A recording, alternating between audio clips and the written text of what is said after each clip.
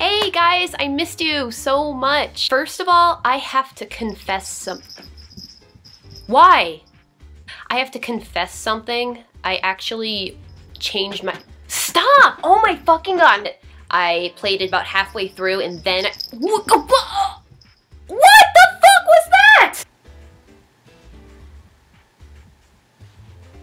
This is my life. Before she does, like, cat things again, I'm just gonna say I changed my mind about the order.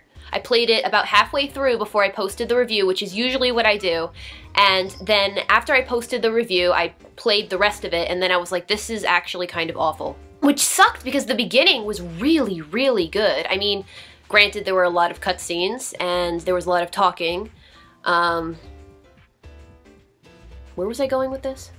I think what bothered me the most, though, was that there seemed to be an awful lot of walking around doing absolutely nothing, wondering what the hell I'm supposed to do next. Which is a problem for me, because that's about 90% of my life already, so I don't need to do it in a video game. I wish I was kidding. Anyway, I just wanted to talk about that for a second, because I feel like I owe it to you guys to be as honest as possible when I'm making a video. So, there you go. And now onto the topic that you have been waiting for, Bloodborne. That was so much cooler in my head and I'm so disappointed. So let's take a look at what makes Bloodborne so awesome. So unless you live under a rock, you've probably heard of Sony's new horror RPG, Bloodborne.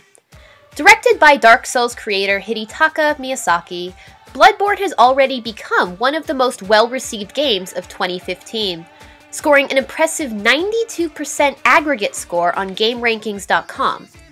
No surprise there, considering it's the spiritual successor to the Souls series, which was also critically acclaimed among critics and fans. Let's begin with the plot, shall we? Alright, the player takes on the role of a custom character known simply as a hunter, in the fictional city of Yharnam, which is home to a powerful medical remedy that is widely believed to cure any illness.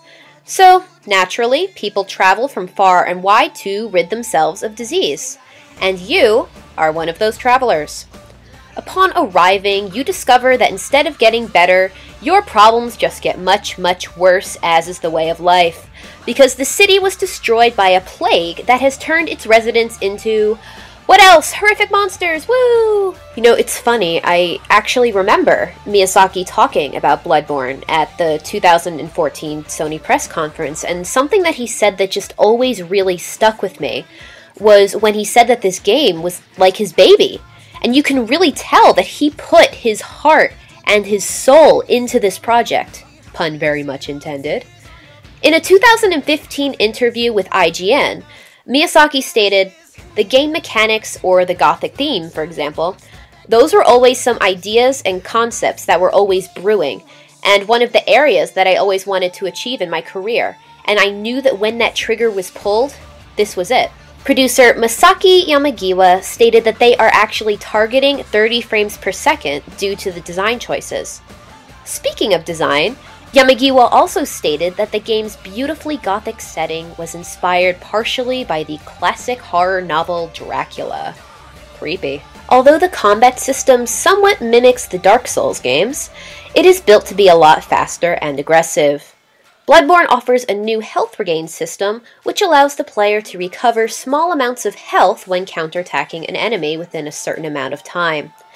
Even with these changes, the game is still incredibly challenging, but the immense challenge makes finally clearing an area or killing a boss so rewarding. Especially because every time you die, you lose all of your currency and experience. Bloodborne also features multiplayer, just like the Souls games, where you can call players for help if you're having trouble with an area or a boss. But you can only do this a limited amount of times, so don't get crazy. The game also has a safe zone, known as the Hunter's Dream, that can help you restore the player's health, repair weapons, buy items, and level up. All of which you will need for the new Chalice dungeons. Although optional, these maze-like levels are randomly generated for the player, but be warned. Each dungeon is home to dozens and dozens of hidden traps and monsters that could make your next step your last, because no dungeon is complete without a terrifying dog of nightmares. Should you for some reason go through all of this, you're met with some pretty sick rewards and bragging rights for all of eternity.